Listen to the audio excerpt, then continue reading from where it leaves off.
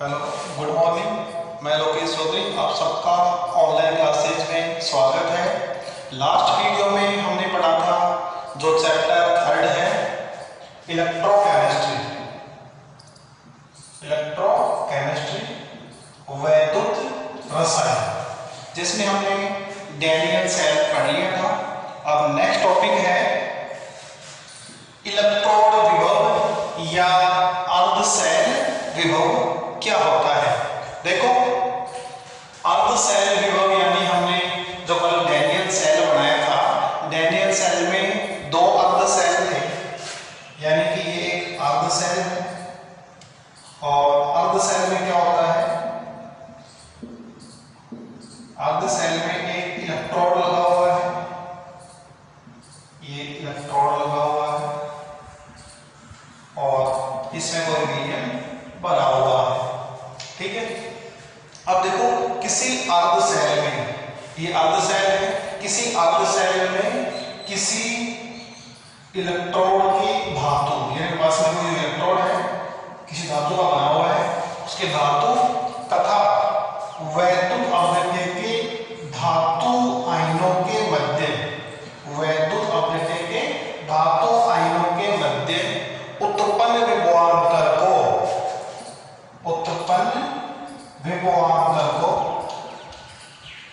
Electrode विभव या अर्धसेल विभव कहते हैं। यानी कि अर्धसेल क्या होता है, हमारे पास में कोई अर्धसेल है, ठीक है, ठीक है। इस अर्धसेल में आपके पास में कोई अपव्यय बना हुआ है, साथ में इलेक्ट्रोड यहाँ पर लगा देंगे।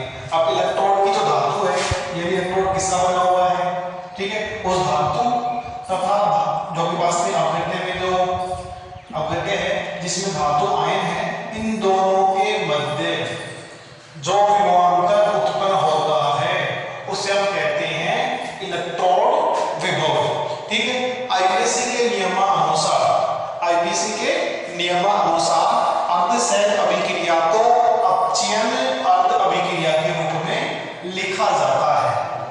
यानी कि अपचयन अर्ध अभिक्रिया के रूप में लिखा जाता है तथा इसके विभव को अपचयन विभव कहते हैं। इसके विभव को अपचयन विभव कहते हैं। यानी कि हम अर्धसेल लेते हैं, उस अर्धसेल में जो अर्धसेल अभिक्रिया होती है उसको अपचयन अर्ध अभिक्रिया के रूप में लिखा जाता है तथा उस विभव के पास विभव है उसे हम कहते हैं अपचयन विभव। अब है मानक इलेक्ट्रोड विभव। मानक इलेक्ट्रोड विभव क्या होता है? अब यहाँ पे इलेक्ट्रोड विभव और यहाँ पे मानक इलेक्ट्रोड विभव।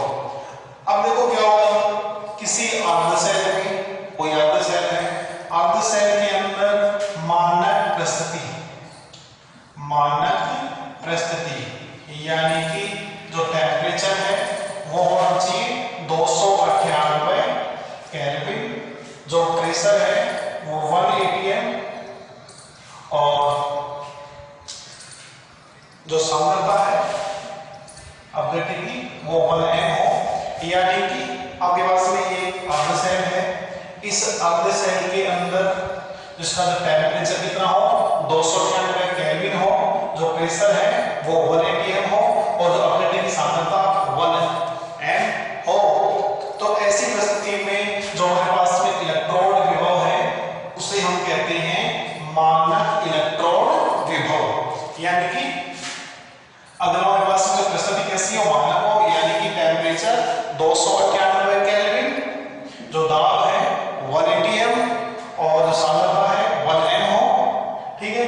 तो उस कंडीशन के अंदर जो हमारे पास जो इलेक्ट्रोड विभव है, यानी कि धातु का इलेक्ट्रोड, ये धातु और धातु आयनों के मध्य जो विभवांतर उत्पन्न होगा, इस परिस्थिति पर उसे हम कहते हैं मानक इलेक्ट्रोड विभव।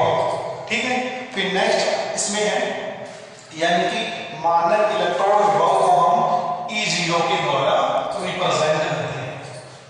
यानी कि इसको E0 के द्वारा रिप्रेजेंट करते हैं मानक इलेक्ट्रोड विभव।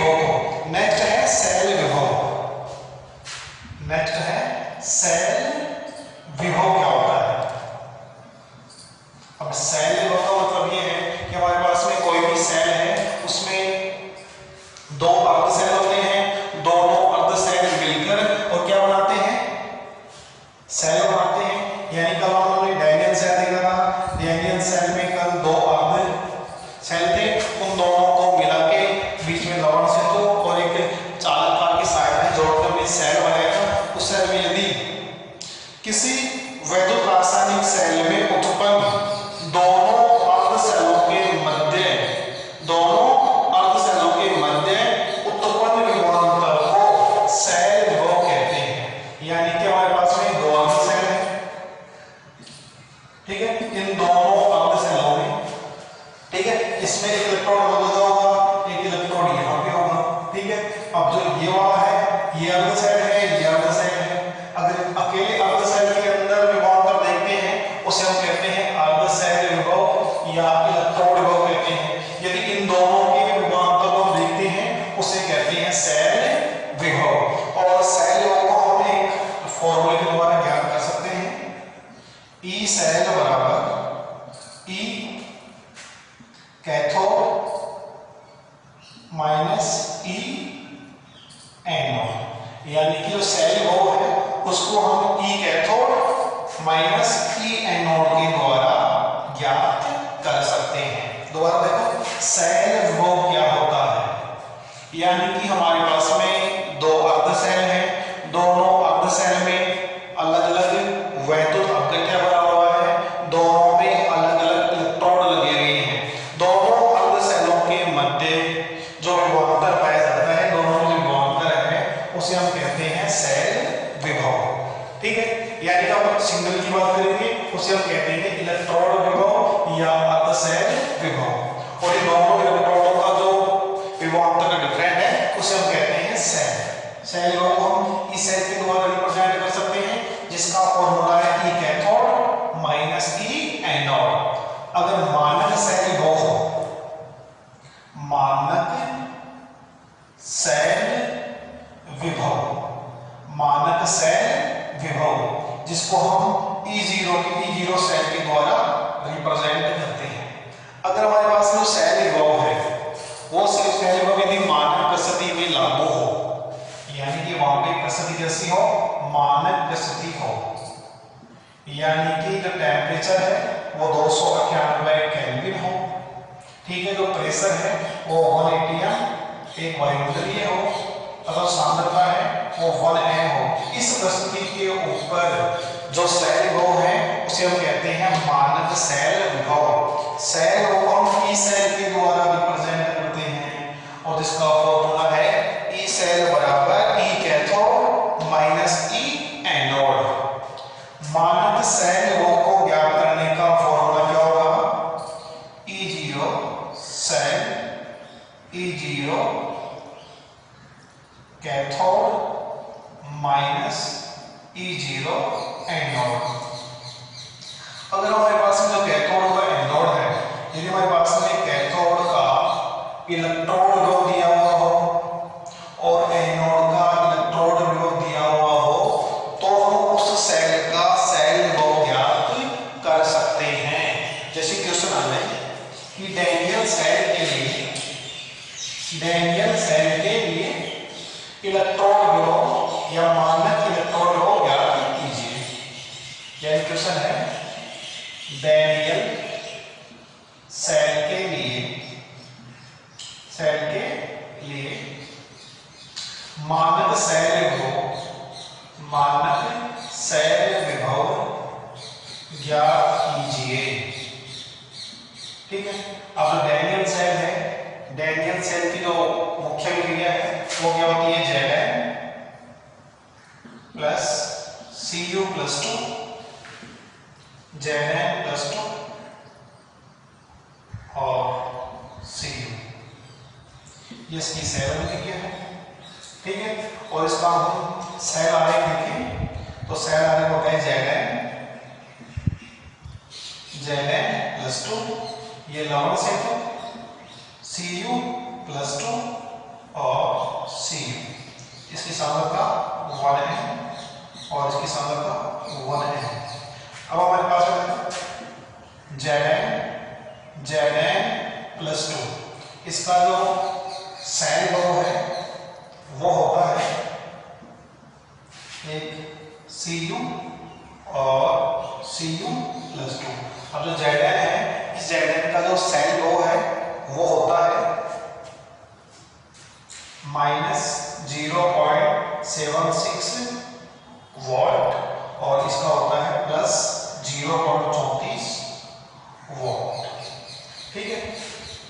एक किसी भी अर्ध अभिक्रिया के लिए अपचयन विभव व ऑक्सीकरण विभव का मान क्या होता है?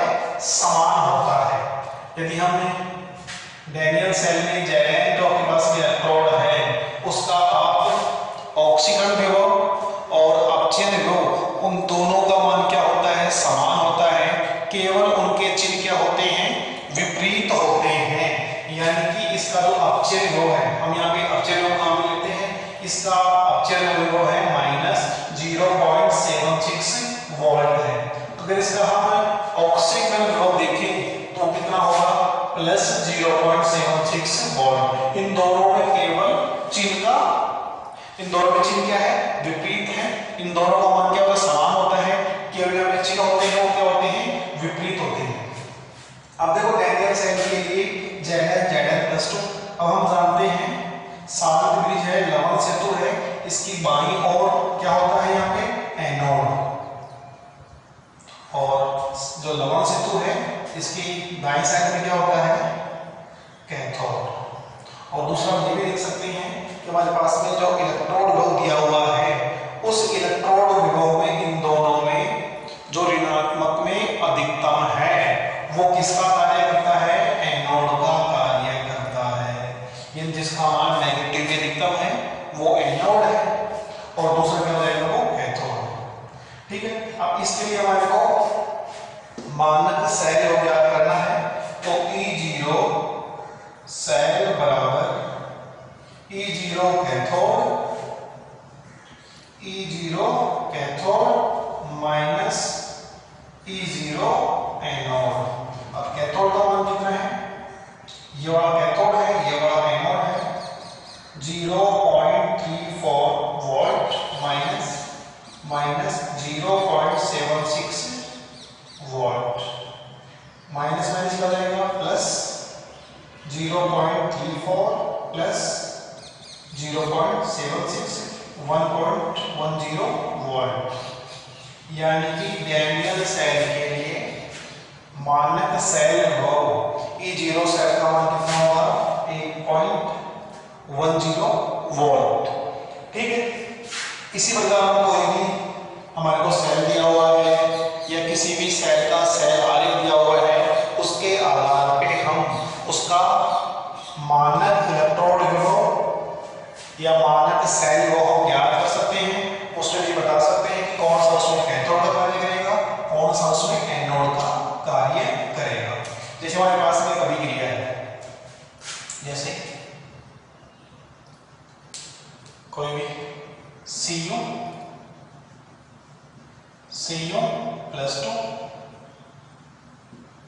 और ये हमारे पास में साबित ब्रिज है Ag।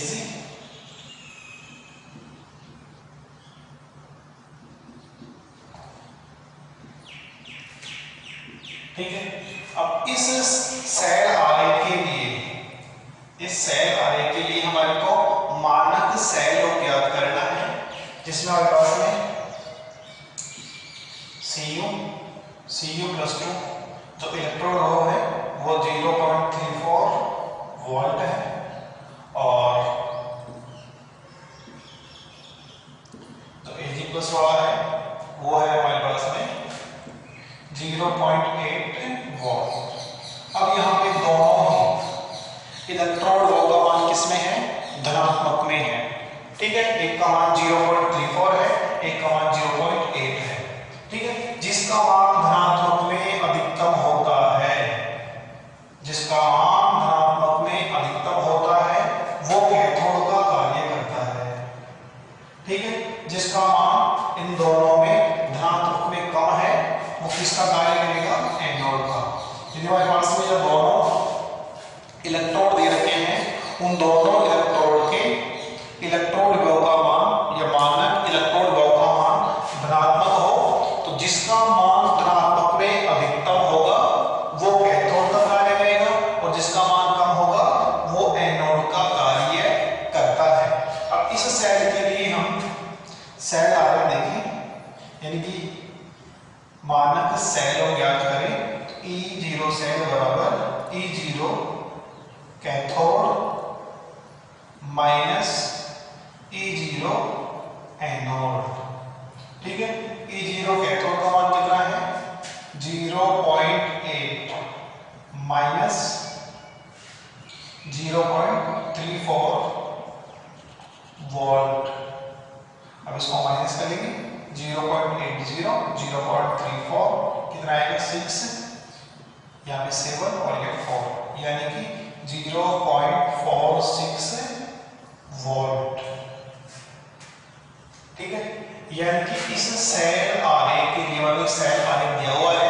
इस सेल आरेख में हमारे पास में दोनों के इलेक्ट्रोड विभव दिए हुए हैं। हम बता सकते हैं कि कौन सा इलेक्ट्रोड कैथोड का कार्य करेगा, कौन सा इलेक्ट्रोड एनोड का कार्य करेगा। ठीक है, हम जानते हैं कि ये वाला जो आपके पास में जो लवण सेतु है, इस लवण सेतु के बाईं ओर क्या होता है एनोड और दाईं ओर क्या होता है कैथोड। ठीक है, फिर इनका नीचे इलेक्ट्रोड दिया हुआ है। ठीक है, तो हम इसको दोबारा ज्ञात कर लेंगे। अगर इसके बारे में ये पूछे कि इस सेल में हमारे पास में सेल है जिसमें ये दोनों इलेक्ट्रोड, एक Ag का इलेक्ट्रोड है, एक कॉपर का इलेक्ट्रोड है। इस सेल के लिए विद्युत धारा के लिए कौन सा इलेक्ट्रोड उत्तरदायी है, तो हम जानते हैं धारा का प्रवाह है इलेक्ट्रॉन के प्रवाह से क्या होता है विपरीत होता है। ठीक है, अब जो कैथोड वाला इलेक्ट्रोड है वो धारा प्रवाह के लिए क्या होता है उत्तरदायी होता है, धारा प्रवाह के लिए उत्तरदायी होता है। एक और नेक्स्ट देखते हैं। नेक्स्ट हमारे पास में सेल आरेख है।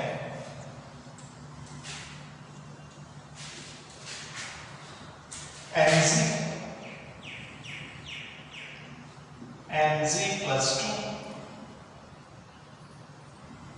फिर हमारे पास में सात ब्रिज है और Fe+2 Aq और F। ये एक सेल आरेख है। इस सेल आरेख के लिए हमारे को जो सेल वो है उसका मान भी दिया हुआ है। ठीक है, जो हमारे पास में एनोड वाला है यानी कि ये लवण सेतु है, साल्ट ब्रिज है, लवण सेतु के दाईं ओर ये वाली स्पीशीज है वो एनोड का कार्य करेगा, ये वाला कैथोड का कार्य करेगा। ठीक है, जो एनोड वाला है उसके लिए मानक इलेक्ट्रोड मान कितना है यानी कि Mg+2, इसका मान है -2.37 वोल्ट। ठीक है, दूसरा है Fe+2, इसके लिए मानक इलेक्ट्रोड का मान है -0.44 वोल्ट। ठीक है, अब हमारे को इसका सेल हो क्या कर लो, मानक सेल हो E0 सेल बराबर E0 cathode minus E0 anode. ठीक है, तो हमारे पास जो कैथोड है, कैथोड का मान कितना है, कैथोड का मान है -0.44 माइनस 2.37 वोल्ट। माइनस माइनस क्या हो जाएगा प्लस हो जाएगा, तो -0.4 प्लस 2.37 वोल्ट, और 2.37 0.44, तो यहाँ पे 3, यहाँ पे 9, 1.93, यानी कि E0 सेल का मान कितना होगा 1.93 वोल्ट। यानी कि हम यदि मैग्नीशियम और आयरन का इलेक्ट्रोड बनाते हैं, उस इलेक्ट्रोड के लिए मानक इलेक्ट्रोड मान कितना आएगा 1.93। ठीक है, अब इस इलेक्ट्रोड के लिए हमारे लिए कहे कि इस इलेक्ट्रोड के लिए आपको इसकी अभिक्रिया लिखनी है, यानी इसमें कौन कौन सी विक्रिया हो रही है, कौन कैथोड का कार्य कर रहा है, कौन एनोड का कार्य कर रहा है। यानी कि हम यहाँ पे इलेक्ट्रोड बनाए सेल बनाएंगे, दो, दोनों अर्ध सेलों में तो ये वाला एनोड का कार्य करता है, जो एनोड का कार्य करता है वो कौन सा होगा, ये इलेक्ट्रोड किसका होगा, मैग्नीशियम का इलेक्ट्रोड होगा, ये मैग्नीशियम का इलेक्ट्रोड होगा। और यहाँ पे तो ये वाला है, ये होगा Fe का इलेक्ट्रोड, ठीक है। यहाँ पे 7 के बीच होगा, ठीक है। फिर यहाँ पे हम चालक तार लगा देंगे,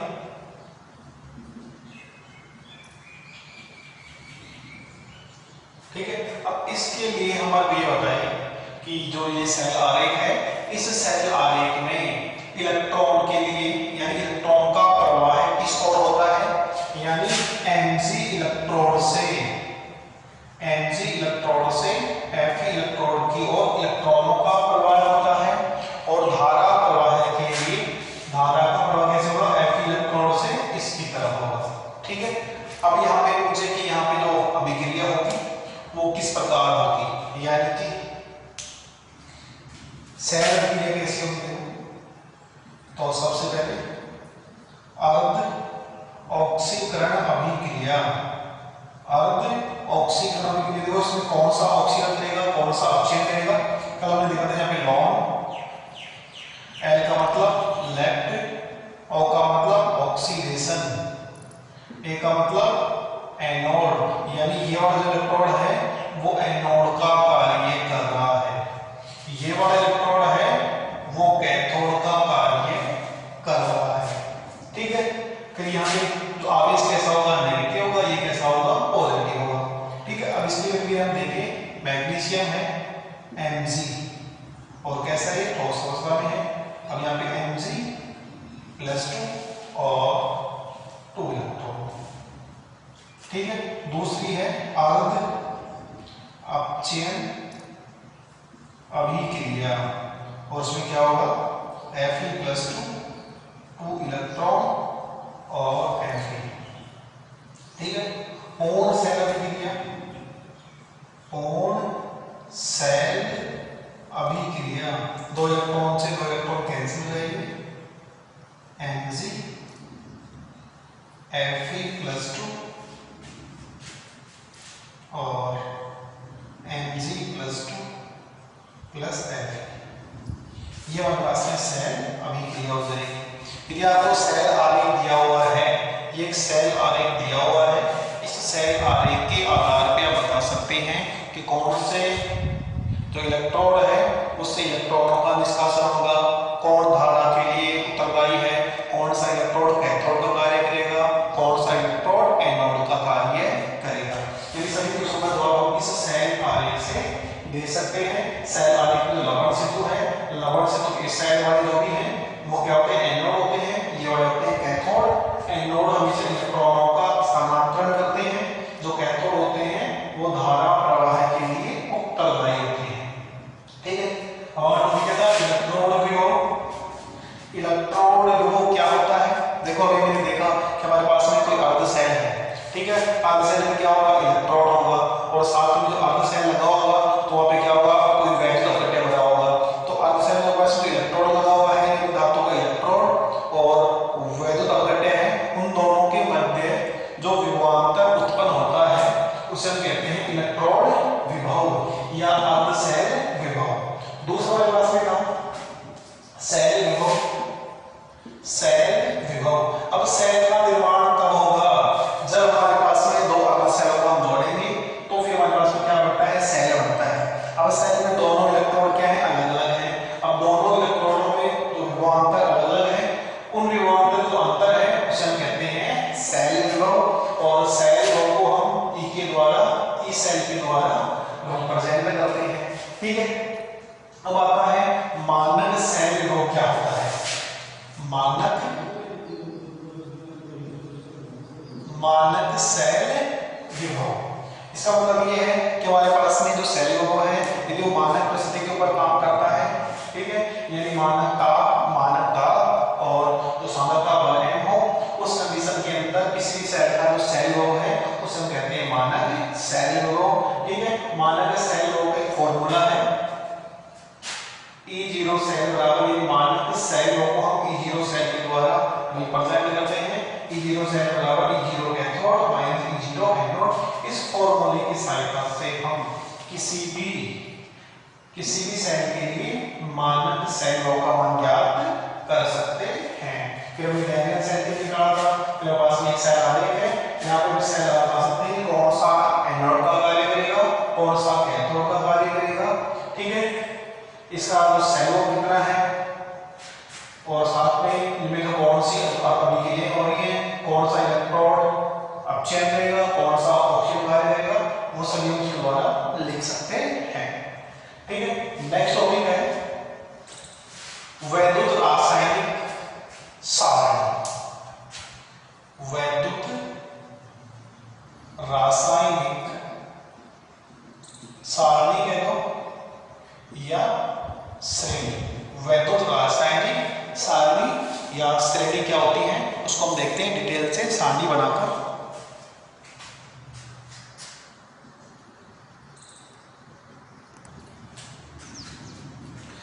हमारा टॉपिक चल रहा था वैद्युत रासायनिक श्रेणी। वैद्युत रासायनिक श्रेणी। ठीक है, वैद्युत रासायनिक श्रेणी का मतलब है विभिन्न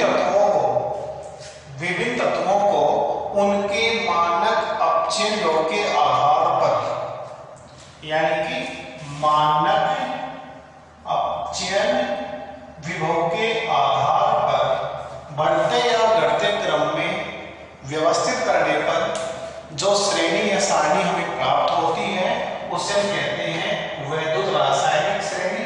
यह हमारे पास में इलेक्ट्रोड है, हमने एक सारणी के रूप में व्यक्त किया है। ठीक है, यानी कि ये आरोही या अवरोही दोनों क्रम में हो सकते हैं, उसे हम कहते हैं वैद्युत रासायनिक श्रेणी। ठीक है, वैद्युत रासायनिक श्रेणी के बहुत से अनुप्रयोग हैं। ठीक है, पहले हम बात करते हैं वैद्युत रासायनिक श्रेणी के आधार पे हम कौन सा तत्व अपचायक की भांति कार्य करता है, कौन सा ऑक्सीकार की भांति कार्य करता है, यानी कि जो इलेक्ट्रोड है उनके अपचायक व ऑक्सीकारक सामर्थ्य के बारे में हमें को ये बता सकता है। ठीक है, अब देखो इस सारणी के अंदर ये हमारे पास में हाइड्रोजन है। ठीक है, तो हमारे पास में लिथियम, इसका मान है -3.05 वोल्ट और नीचे Fe वाला है, इसका मान है +2.87।